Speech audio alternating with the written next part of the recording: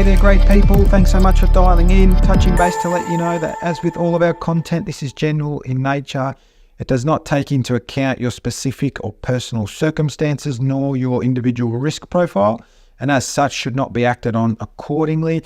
If you get value from this and you want to explore some things further, I strongly recommend that you get personal advice from a qualified professional. Well, hello and welcome to Peter Thornhill, absolute investment legend, author of Motivated Money and long-time speaker. Appreciate you taking some time with us today, Pete. Not at all, John. Delighted to. And I encourage your efforts to improve financial literacy, which is sadly lacking in this country. Oh, absolutely. I'm an old Dolomite, Pete, so it was a pretty low base out of primary school for my generation. But Peter, you've had a long storied career in financial services internationally and on our shores. I'm just hoping you can give me a bit of your origin story, how you fell into it, what piqued your interest, someone that might have helped you along the way. How did you fall into things? Well, it was just a series of, as you say, accidents. Frida and I married in 69, and in 70, I was originally working for National Mutual, the insurance company in Melbourne, as a clerk. And I then changed jobs and went to work for a General Motors dealership in Richmond in Melbourne as a clerk. And anyway, we saved up enough money to be able to take off on that famous 18-month working holiday abroad.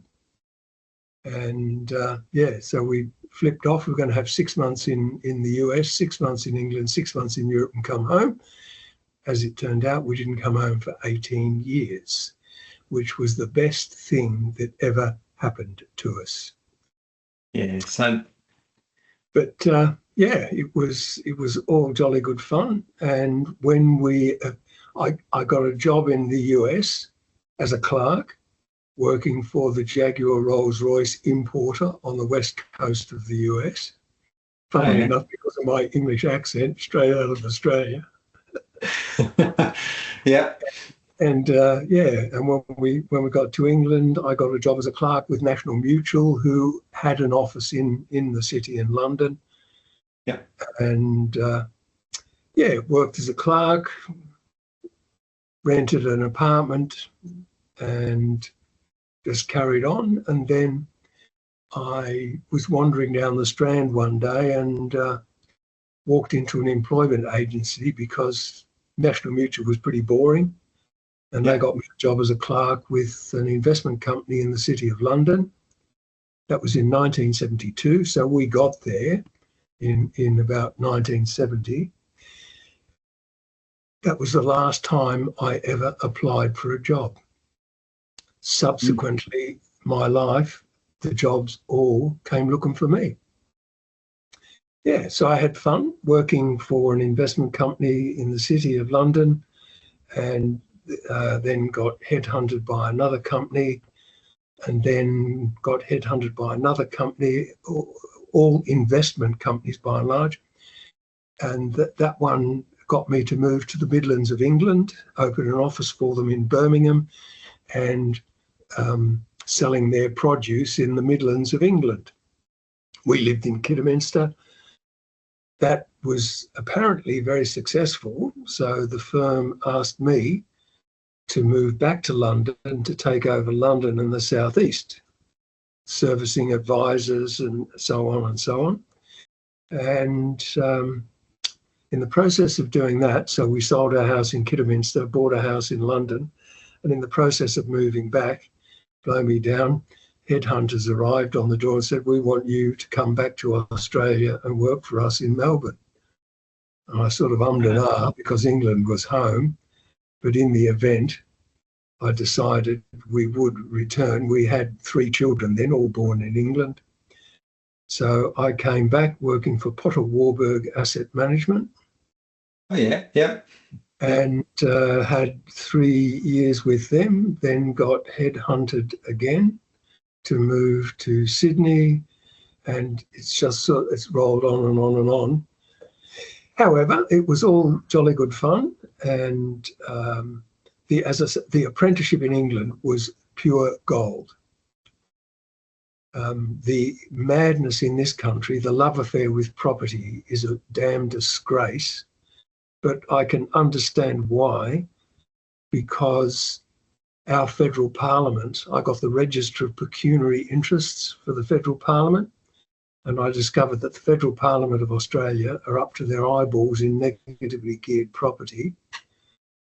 And negative gearing, I have to say, is the most obscene aspect, another obscene aspect of this investment, if you can call it that, in this country.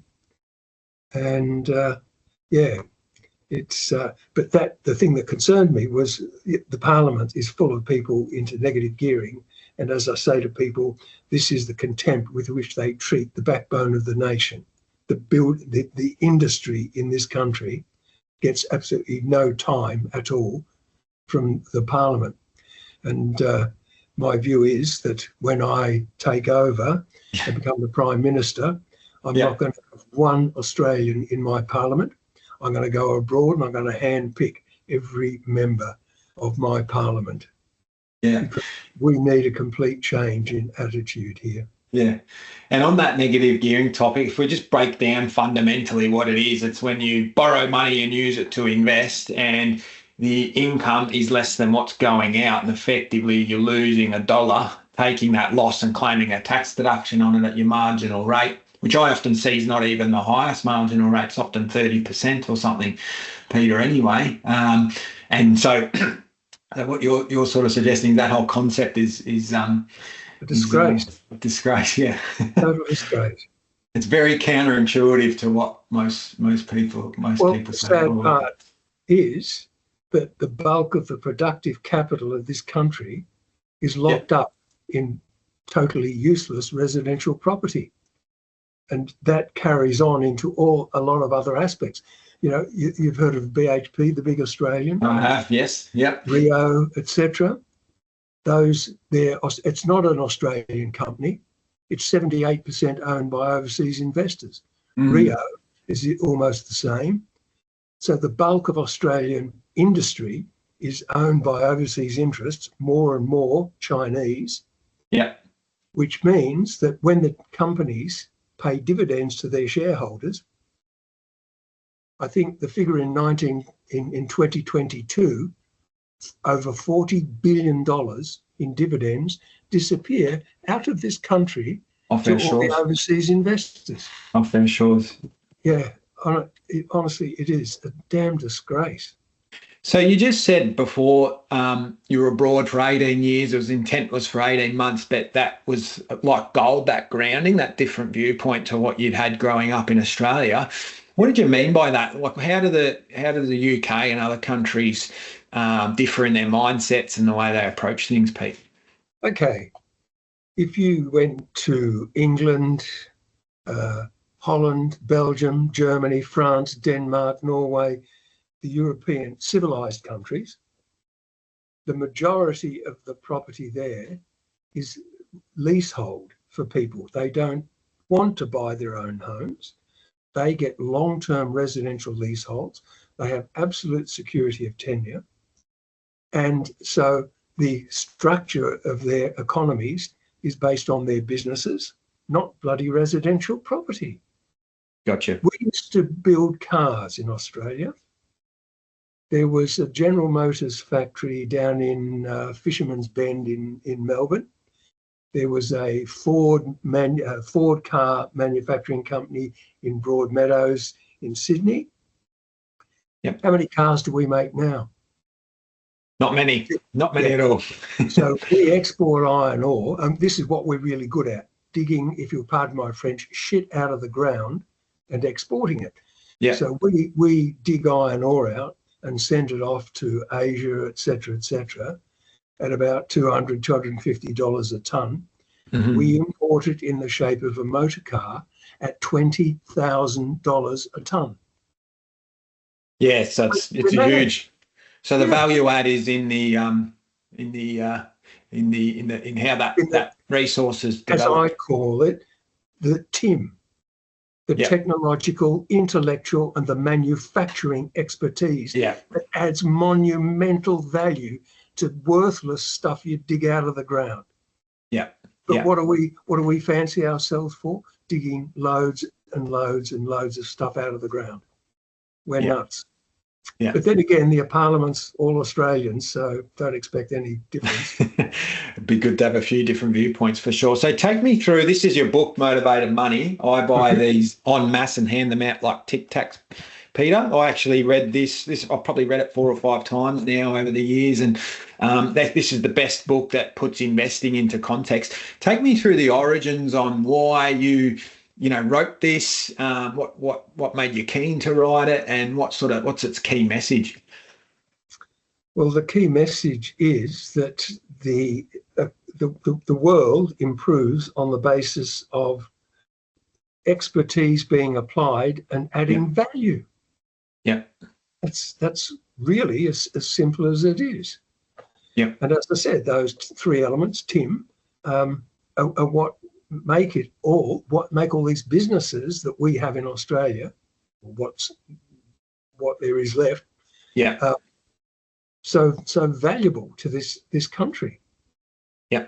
And you look at we're not totally bereft, but we have had some very, very clever people come along and create a company like CSL, and like Cochlear, the bionic ear, etc. And I mean, they're absolutely cracker companies.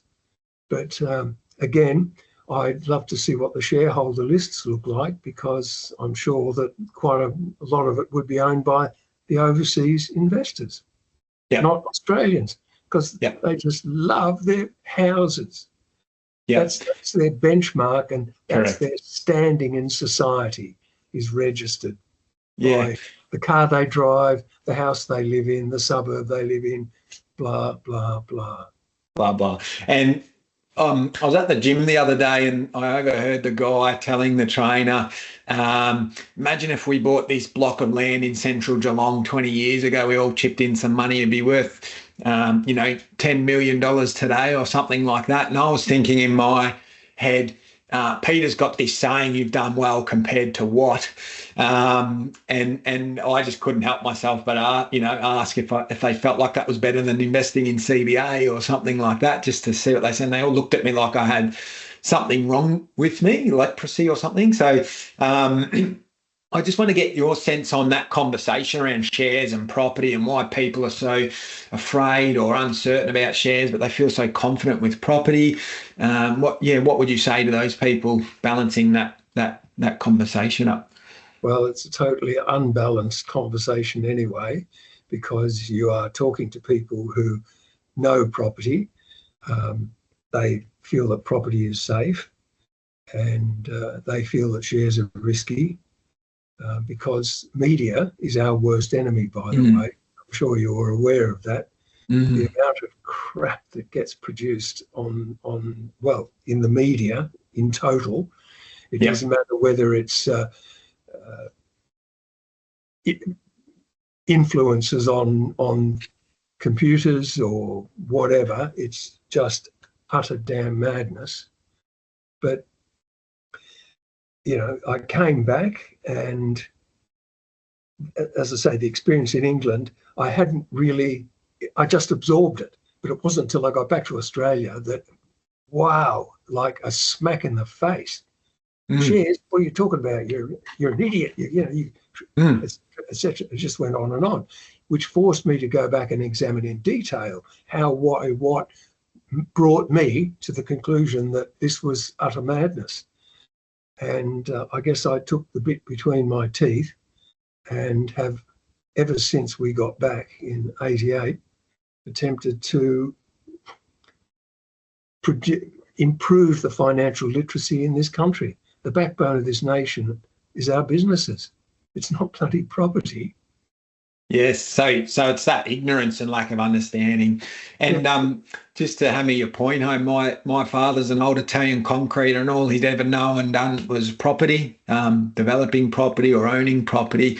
And about 10 years ago, as he was sort of finishing up around work, I got him diversifying into shares through super and these sorts of things. And only very recently, I was having a coffee with him at the kitchen table, showing him his thing, and he said, "This is much easier. I don't have to worry. I don't have to think about it. Don't have to pay rates. Don't have tenants.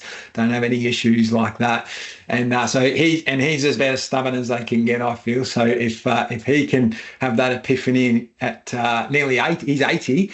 It's never too late, So that's. No, I mean, yeah, you've hit the nail on the head, because you have a negatively geared property, and why, in heaven's name, would losing money be a good idea apart from avoiding tax? But of course, a property has no ongoing costs, does it? And I mean, I'm smiling as I say that. Apparently not. Well, you've got rates, you've got repairs, you've got all the associated costs with owning a property on an ongoing basis. How much does it cost me to buy shares and hold them? Not a brass razoo, maybe a small amount of accounting work here and there, but not too much. And the other thing I find with property is we just look at the start point, the end point, nothing in between is generally what I find. And the comment I hear is, I can see it, I can feel it, I understand it. What do you say to those comments? What do I say to those comments? I say, where do you shop? Woolworths, Coles. Oh, really? They're listed companies. They're shares. What are you talking about? Can you touch them? Can you feel them? Yeah. And I mean, I could go on and on. What do you drink? What do you eat? Where do you travel? How do you travel? They totally ignore all of that because, as I say, the mental defect in this country is deeply ingrained. Lucky you moved abroad, Peter, and got some further insights. So just take me through, like, your philosophy is heavily focused on Aussie shares. And just for our audience, I'd like to know, why Aussie shares? What makes them so attractive? What have you sort of found as a key reason? I live in Australia, so, buying overseas does not come naturally to me. We have a very strong advantage here because you talk about negatively gearing a property. Mm-hmm. What about if I positively geared shares? The interest on my loan as the interest on the loan for the house, my interest is tax deductible. Mm-hmm. Your interest is tax deductible. You get the rent, but you don't get anything else. You have all the ongoing costs. With my dividend, I get a tax credit on top of it. I mean, for heaven's sake, and it's the income that sets our lifestyle. It's not what the price of the damn thing is. It's the income and the cash flow that is generated by the asset that has enabled Frida and I to enjoy a life we would never in our wildest dreams have ever imagined. So you're just focused on the dividend check rolling in a couple times a year and don't even look at the price day to day. Maybe once a year when you log in or something, you might have a look. But the thing that I like most of all, and I was after the global financial crisis, I was interviewed, and it was someone, an interviewer, talking about the share market and so on, and he said, just to finish up, Peter, what's on your wish list? And I said, another global financial crisis, please. Of course, a stunned silence. And he said, Peter, what are you talking about? Well, Commonwealth Bank went from $64 to $26.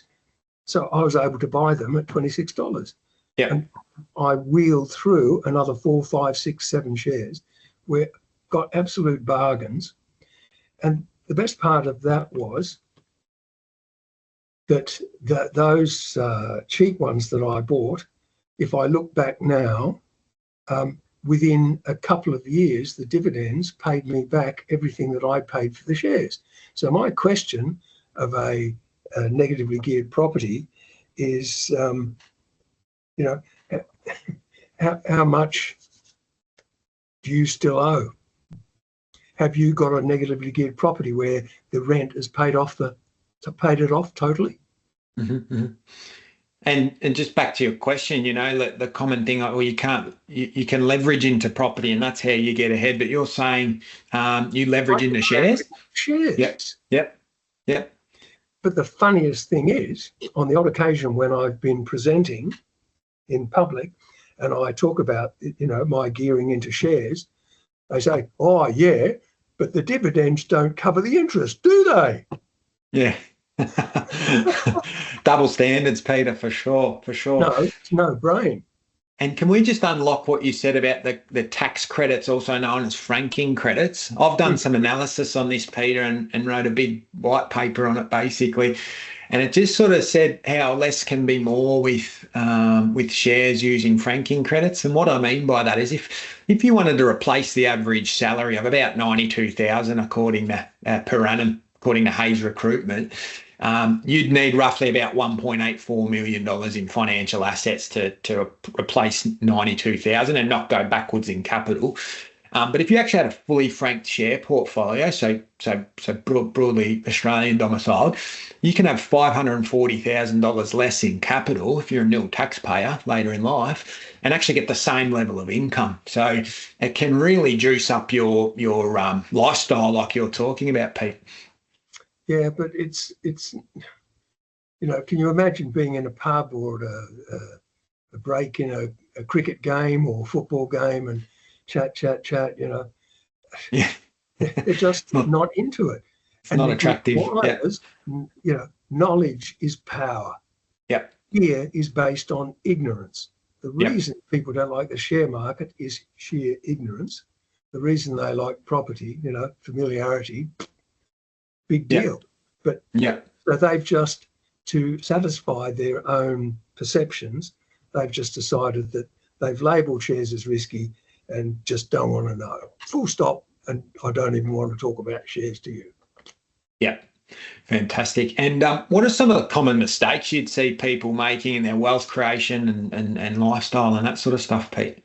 Well, the difficulty is that unlike property, shares are quoted on the share market 5 days a week. Mm-hmm. So you spend, the best part of a day during the week sitting in front of your computer watching share prices going up and down, going, oh my God, oh no, go down. Should I buy? Should I sell? Etc. Yeah. You don't have that with property because your house isn't auctioned every day. Yeah. So this security of property is a total furphy simply because people choose not to observe and understand. Mm-hmm. Shares are risky because that's their perception. Mm-hmm. Shares aren't risky. I don't look at prices unless, of course, there's another global financial crisis when I get my checkbook out and I go mad yet again. Pin the ears back. Yeah. Absolutely. What about people starting out? They want to get into shares. What sort of advice would you give a younger person that wants to get their foot on the escalator, so to speak? Tips, traps, mistakes that maybe you've made back in the day that you could impart on people that are wanting to start their journey? Well, the early mistakes I made was because I worked in the investment industry throughout my years. I was rubbing shoulders with a lot of fund managers. And so I was buying direct shares on the basis of advice from these guys that I was, Perpetual Funds Management, MLC, etc. I have now spent all the time since leaving the industry in 2000 getting rid of all those direct shareholdings. Because, if people buy a house, they'll probably get a surveyor to go and have a look at it to see if there's anything wrong with it. Mm-hmm. They'll go and wander around and, poke and touch and so on. Mm-hmm. Does anybody do that when they buy shares? No. Do they go and get the annual report and read the report and accounts? Yeah. And yet they're prepared to label the share market as risky. Yep. Oh, I failed my last year at high school. I'm not the sharpest pencil in the box. So now I am unwinding my direct shareholdings and I'm buying the old-fashioned listed investment companies. Now, these are basically a managed fund, if you like. The difference is it's a corporate structure, not a trust structure. Yep. And the reason I left the industry in 2000 was because I could no longer encourage people to invest in managed funds because they are trusts. And the trust structure demands that any income and profit is distributed at the end of the financial year, every year. Yep. Which means that your income is fluctuating wildly. In one fund that I invested in, Anton Tagliaferro, I used to work with him, actually. He had a smaller companies fund, and the distributions from that were sort of 400, 900, 700, 600, 2,000, 7,000, 11,000, $17,000 in one distribution. Yeah, this right. is the problem, and this also is the problem with ETFs. And what knocks my socks off, everyone's gone mad on ETFs. All they are the old managed funds. But in the past, you went to the manager and bought the units in the managed fund. If you wanted to sell them, you sold them back to the manager on the day at that price. Yep. An ETF is that unit trust now quoted on the stock market. And everyone thinks it's the best thing since sliced bread. Total rubbish. Just back to that the noise conversation. This is one thing that I see really trips people up. If we just use this year as case in point, it's largely been an upward trend. But about a month ago, we saw a big 2.5% sell-off in one day, and that's generally, when I'm looking at the TV screen at the gym, there's red on the screen. There's discussions about it. Clients will typically ring me when that happens, and not on the other side. What's your sort of hot tips for helping people manage behaviours and tune out a bit of the noise? Okay. What's most important in my life? My family, my friends, and my career. Yep. I would rather spend my time devoted entirely to my family, my friends, and my career.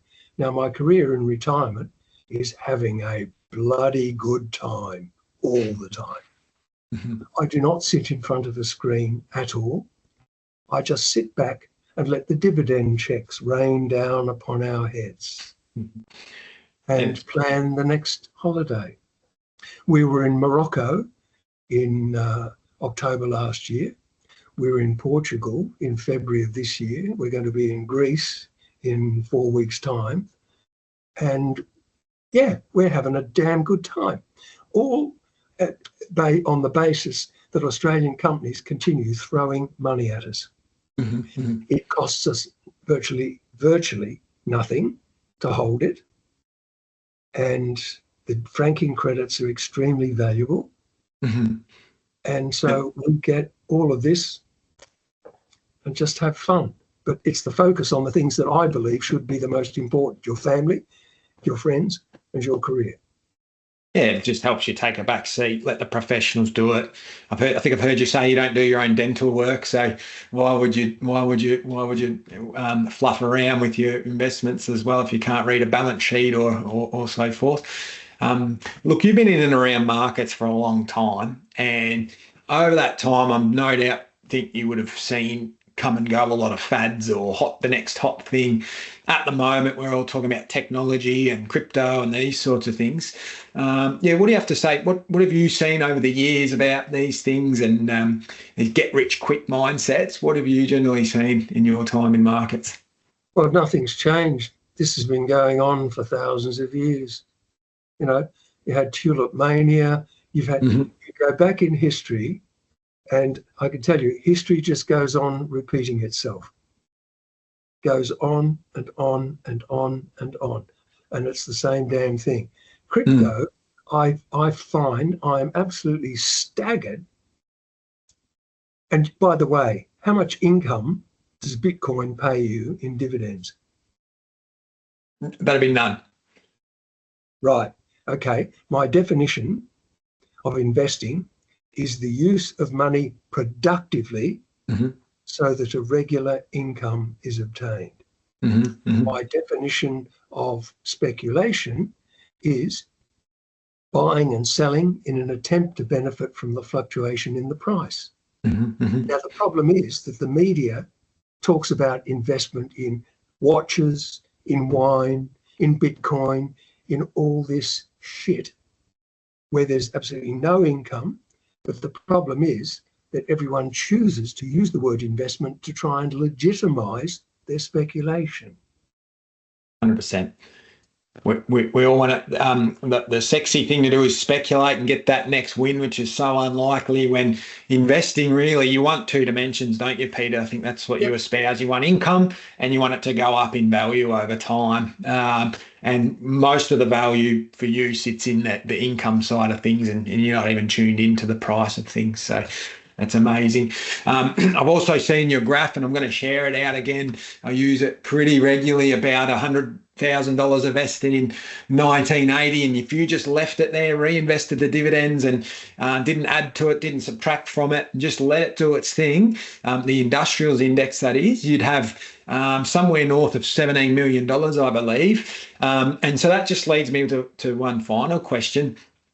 Aussie shares are your preferred poison of choice, Peter, in particular industrial shares.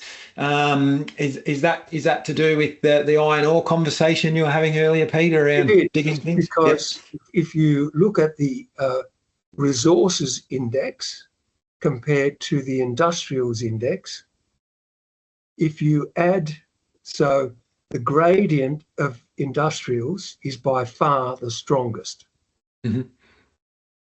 The gradient of resources is by far the lowest.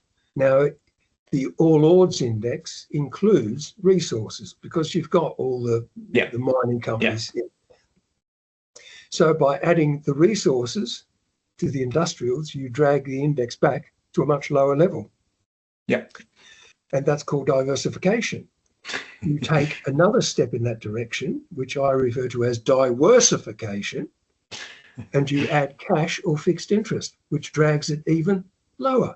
Now, the fact is that you see all these charts forecasting the outcomes, but my question is, if you add cash, property, and resources to the industrials and drag it back, when people speak to a financial advisor, does anyone tell them that adding all this other rubbish to smooth the volatility will probably cost them in excess of $2 million during their lifetime? Are they prepared to pay that? It's like having a hole in your bucket, isn't it? And walking around with a leaky bucket. Absolutely. So, understood. Understood. Fantastic, Peter. Well, being super generous with your time. It's good to get some insights from a bit of an investment legend. If anyone wants to find out more about yourself or Motivated Money, where's the best place to go, Peter? Just go to the website, Google my name or Motivated Money, and hey presto. There's a great newsletter that gets sent sporadically, but My Say, I think you call it, and that's amazing detail in that. So I recommend subscribing and also getting a copy of this guy. So absolutely. Thanks again for your time, Pete. Not at all. My pleasure. A little too easy. Thank you. Okay. Cheers, John.